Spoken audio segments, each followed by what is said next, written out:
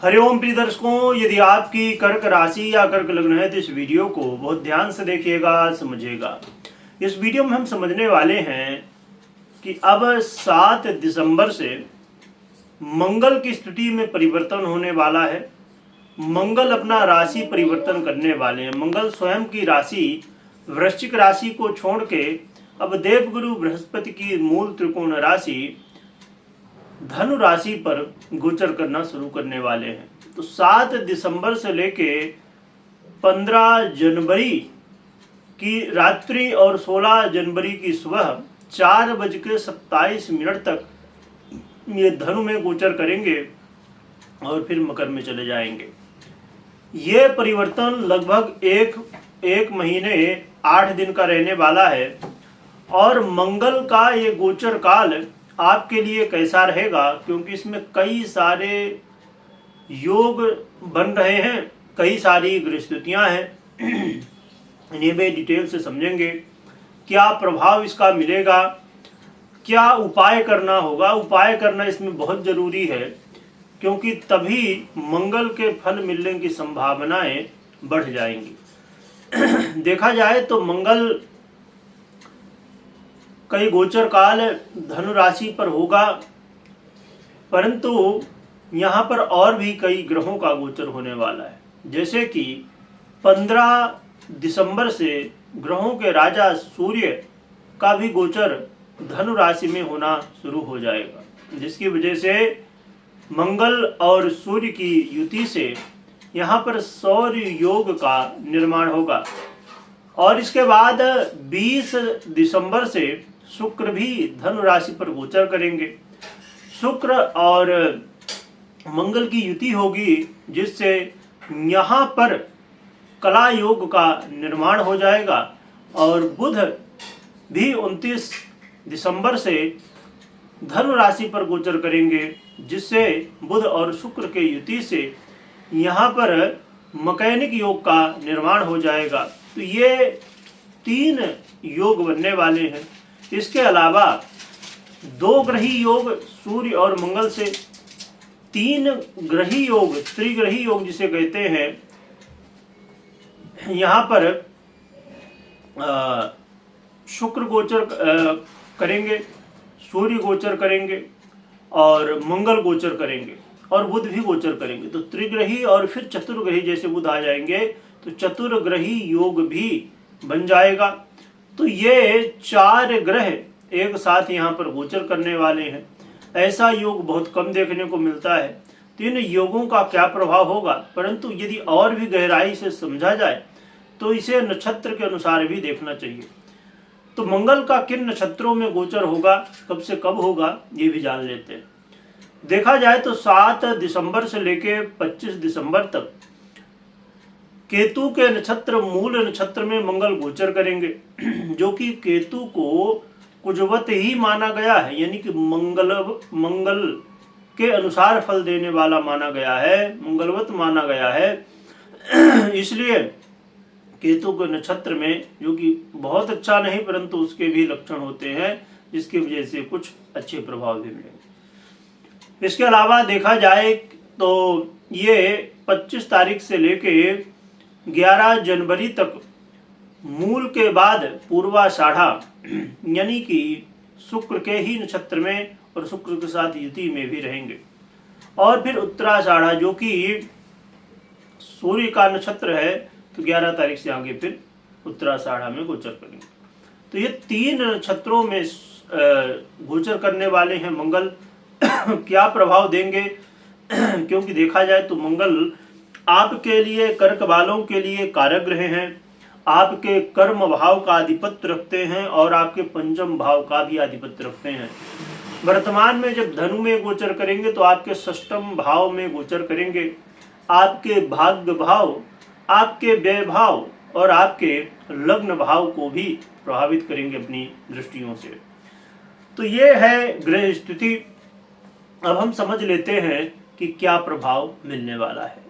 तो मंगल का गोचर काल आपके जीवन में देखा जाए तो बड़ा ही महत्वपूर्ण रोल निभाएगा। जो भी काम आप करना चाहते थे और कामों में यदि रुकावटें आ रही थी, समस्याएं आ रही थी, तो इन समस्याओं का समाधान मंगल महाराज करने वाले हैं।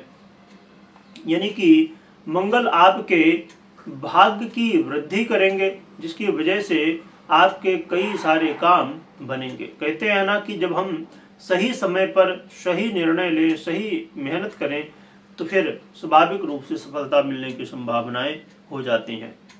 इसके अलावा देखा जाए तो मंगल आपका मन भक्ति में इस समय लगेगा मंगल के प्रभाव से, और आपके जीवन में धार्मिक यात्राएं भी होने वाली हैं। इसके अलावा कोर्ट कचहरी के मामले में आपको विजय मिलने वाली है, और साथ में आपको यहाँ पर यह भी देखने को मिलेगा कि कहीं न कहीं जो समस्याएं थी, बाधाएं थी विदेश को लेके, विदेश यात्रा को लेके, तो ये सब सही होंगी धीरे धीरे, और मंगल के प्रभाव से विदेश से जुड़े हुए कामों में लाभ भी मिलेगा। इंपोर्ट एक्सपोर्ट का यदि काम है तो यहाँ पर भी लाभ देखने को मिलने वाला है। इसके अलावा आपके जीवन में मान सम्मान की वृद्धि भी होगी, और आप अपने जीवन में कई क्षेत्रों में सफलताएं भी प्राप्त करेंगे। मंगल आपको यहाँ पर आपके कार्य क्षेत्र में भी लाभ देने वाले हैं। करियर से जुड़ी हुई समस्याएं जो थी तो वो दूर होंगी, और आपके जीवन में कार्य क्षेत्र में जॉब यदि आप करते हैं तो यहाँ पर लाभ की स्थितियां देखने को मिलने वाली हैं। बहुत सारे लोग इन्वेस्ट करते हैं, चाहे कोई प्रॉपर्टी में करता है, तो कोई शेयर मार्केट में करता है, तो कोई कहीं करता है, अपने हिसाब से लोग करते हैं। तो यहाँ इन्वेस्टमेंट से और खासकर शेयर मार्केट इत्यादि से जो है तो लाभ की संभावनाएं हैं। परंतु शेयर मार्केट या और भी कहीं इन्वेस्ट करना बहुत ही महत्वपूर्ण निर्णय है, तो इसे बहुत सोच समझ के और जानकार व्यक्ति की सलाह लेने के बाद ही करना चाहिए। यहाँ पर विद्यार्थियों के लिए भी लाभदायक स्थितियां हैं, और मंगल आपके जीवन में यदि कर्ज लोन से बहुत परेशान थे तो इसे चुकाने का मौका दे सकते हैं, जो कि कर्ज लेने से बचना चाहिए। शत्रु बाधा से यदि आप बहुत ज्यादा परेशान थे तो शत्रु बाधा से मुक्ति मिलेगी, और मंगल आपके शत्रुओं को अब कहा जाए कि उन्होंने जैसे आपको समस्याएं दी, तो अब मंगल भी उन लोगों के जीवन में समस्या उत्पन्न करने वाले। तो मंगल का ये गोचर काल बहुत ही मंगल है। यहाँ पर ये ध्यान देना है कि कर्ज लेना नहीं है, ना तो कर्ज किसी को देना है। चुकाने का बिल्कुल प्रयास करिए, इसका पूरा मौका मंगल दे सकते हैं। यहाँ पर अब हम समझ लेते हैं कि मंगल के बड़े अच्छे प्रभाव हैं, कई क्षेत्रों में ये लाभ दे रहे हैं, परंतु मंगल को ये बहुत जरूरी है, क्योंकि मंगल की एक स्थिति है वो है अस्त अवस्था। इस समय मंगल अस्त अवस्था में है, और जब मंगल अस्त है तो ये राजयोग या मंगल के ये गोचर काल से जो फल मिलना है वो तभी मिलेंगे जब मंगल को बलवान किया जाए, नहीं तो फिर ये फल नहीं मिल पाएंगे। तो मंगल को बलवान करने के लिए आपको हनुमान जी की आराधना करनी चाहिए।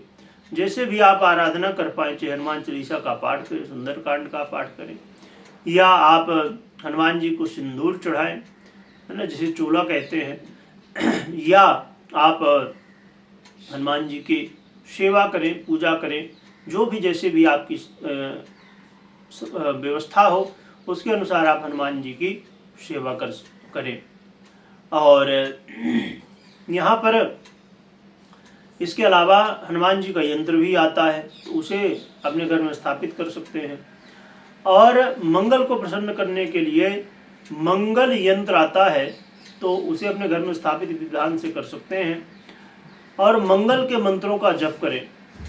मंत्र में ओम भौमाय नमः या मंगल के अन्य मंत्रों का जप कर सकते हैं। जप जो है तो मंगल के लिए बहुत ही प्रिय है। मूंगा, लाल मूंगा जो होता है, तो लाल मूंगा की माला में जप करें तो बहुत ही जल्दी और मंगल बलवान भी होते हैं और प्रसन्न भी होते हैं, मंगल के अच्छे फल मिलते हैं। और मूंगा भी धारण किया जा सकता है, जिससे मंगल बली होंगे, परंतु मूंगा धारण करना या कोई भी रत्न धारण करने से पहले ज्योतिषी सलाह परामर्श जरूर लेना चाहिए, उसके बाद ही धारण करना चाहिए। और मंगल को प्रसन्न करने के लिए एक बहुत ही सरल तरीका है, वो है रुद्राक्ष धारण करना या रुद्राक्ष की माला धारण करना। यानी कि आप 3 मुखी या तो 11 मुखी रुद्राक्ष धारण कर सकते हैं, या 3 मुखी या 11 मुखी रुद्राक्ष की माला धारण कर सकते हैं। तो इन उपायों में से जो भी आपको उपाय लगे तो आप कर सकते हो, तो वो उपाय आप करें, जिससे मंगल के अच्छे प्रभाव मिले, मंगल बली हो सके।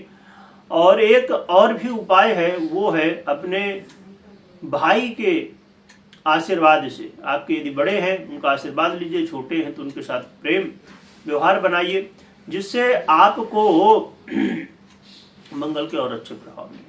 तो इनमें से जो भी उपाय आप कर सकते हैं तो करें। अब रही बात कि चाहे रुद्राक्ष हो चाहे या अन्य चीजें जो हमने उपाय में जानी, तो ये सही चीजें होनी चाहिए। तो यदि आपको सही चीजें चाहिए तो इस वीडियो के डिस्क्रिप्शन में लिंक मिल जाएगी, तो आप अपने हिसाब से देख सकते हैं। परंतु हमेशा इस बात का ध्यान रखिए कि कभी भी कोई भी आपको निर्णय लेना हो तो अपनी पर्सनल कुंडली विश्लेषण के बाद ही निर्णय लीजिए, मात्र गोचर के आधार पे बिल्कुल नहीं। कमेंट में जय बजरंगबली जय श्री राम लिखिएगा, लिखने के साथ स्मरण करिएगा। वीडियो देखने के लिए बहुत बहुत धन्यवाद।